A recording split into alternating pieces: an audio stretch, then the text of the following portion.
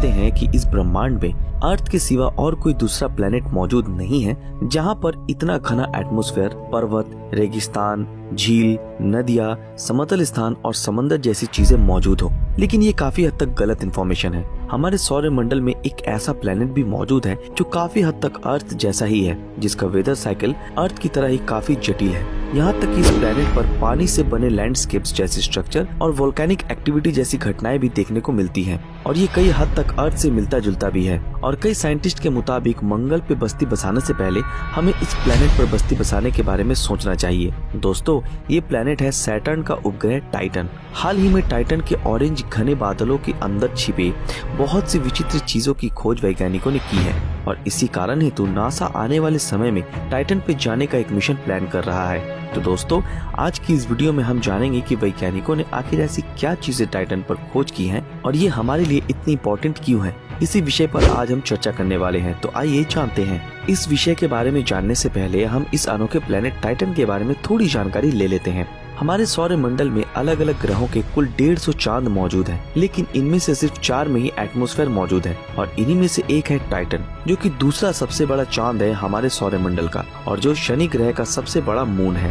Titan ही एकमात्र ग्रह है हमारे पृथ्वी को छोड़कर जिसमें तरल पदार्थ का अस्तित्व मौजूद है। और सिर्फ इतना ही नहीं, इस पर ऋतु परिवर्तन भी होता है, ठीक पृथ्वी की तरह। फर्क सिर्फ इतना ही है कि टाइटन के बादलों से पानी के बदले बर्फ के आकार में मीथेन और ईथेन बरसते हैं। वैज्ञानिकों के मुताबिक टाइटन इंसानी बस्ती बसाने के लिए हमारे सौरमंडल में मौजूद सबसे बेहतरीन प्लेनेट है। इनफैक्ट टाइटन की वेदर कंडीशन भी इंसानों के लिए काफी हद तक रहने लायक है। टाइटन के चारों तरफ एक मोटी परत मौजूद है एटमॉस्फेयर की, जो अर्थ के एटमॉस्फेयर से 4 गुना ज्यादा घना है। टाइटन का एटमॉस्फेरिक प्रेशर अर्थ के मुकाबले 60% तक ज्यादा है। इसका मतलब ये कि अगर आप टाइटन की सतह पर घूम रहे हैं तो आपको भारी भरकम स्पेस सूट पहनने की आवश्यकता बिल्कुल भी नहीं है। साथ ही टाइटन का एटमॉस्फेयर सूरज से आने वाली जानलेवा रेडिएशन को दूर रखता है। तरह तरह की अंतरिक्ष से गिरने वाली कणों से और कॉस्मिक रेडिएशन से भी बहुत ही अच्छी तरह सुरक्षा प्रदान करता है, जो कि इंसानों के लिए बहुत ही सेफ एनवायरनमेंट बनाता है। और ऐसी सुरक्षा कवच मंगल ग्रह पर मिलना मुमकिन नहीं है। अगर हम टाइटन पर रहते हैं तो हम यहाँ चल भी पाएंगे और आसानी से उछल भी पाएंगे, क्योंकि टाइटन का ग्रेविटी अर्थ के मुकाबले 14% ही है।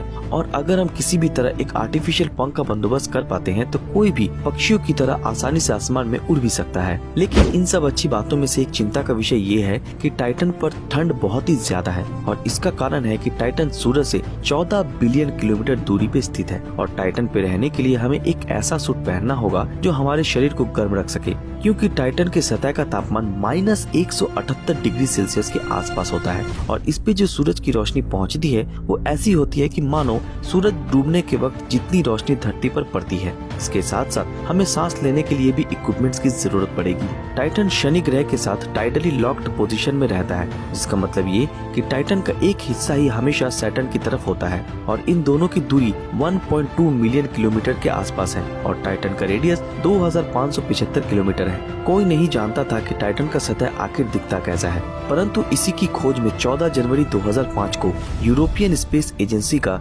रोबोटिक लैंडर हाइंस टाइटन के ऑरेंज कलर के धुएं से भरे एटमॉस्फेयर को चीरता हुआ टाइटन की सतह पर लैंड करने में कामयाब हुआ। और इसके कैमरे से जिस तरह की तस्वीरें सामने आई वो आप अपनी स्क्रीन पर देख ही सकते हैं, जिसमें हम देख सकते हैं कि ये जगह काफी सुनसान है और इसके चारों तरफ एक अजीब सा पीलापन मौजूद है।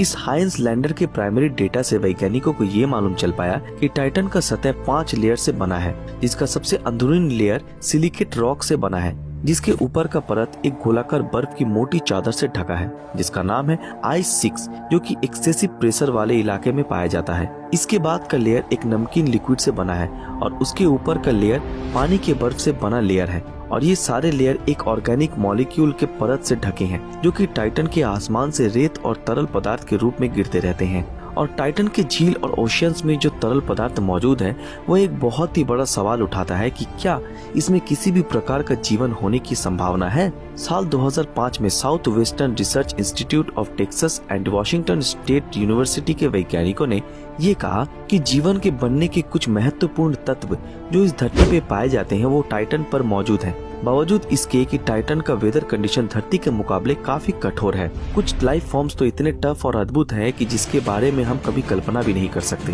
कैसिनी स्पेसक्राफ्ट ने इस बात से पर्दा उठाया कि टाइटन की अंदरूनी सतह में एक पूरा का पूरा समंदर छुपा है और जो कि लिक्विड वाटर से बना है और जिसमें नमक के साथ साथ एमोनिया भी मौजूद है। लेकिन ऐसी क्या खास बात है कि साइंटिस्ट इतनी दिलचस्पी दिखा रहे हैं टाइटन को लेकर? आइए जानते हैं।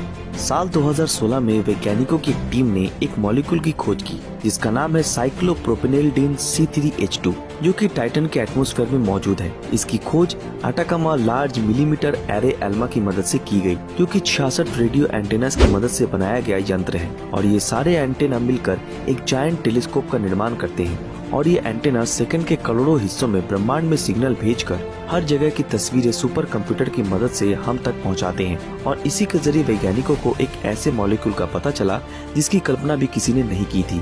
एक अद्भुत मॉलिक्यूल जिसका नाम है साइक्लोप्रोपेनेल्डीन C3H2 और जो आमतौर पे धरती की सतह पर भी नहीं पाया जाता।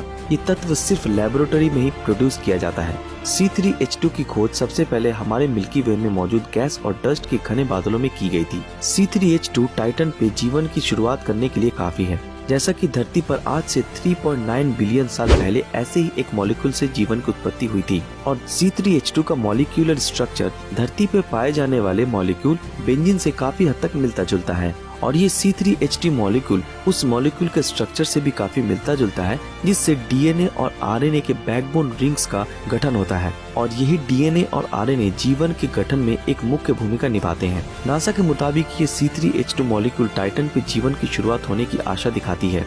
लेकिन अगर कभी टाइटन पे जीवन की उत्पत्ति होती भी है तो टाइटन के पानी में मौजूद जीव हमारे धरती के पानी में रहने वाले जीवों से काफी हद तक अलग होंगे।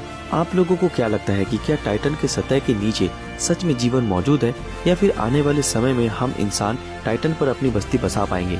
अपनी राय नीचे कमेंट में जरूर बताएं। दोस्तों, अगर ये वीडियो आप लोगों को पसंद आया तो इस वीडियो को लाइक और ज्यादा से ज्यादा शेयर जरूर करें।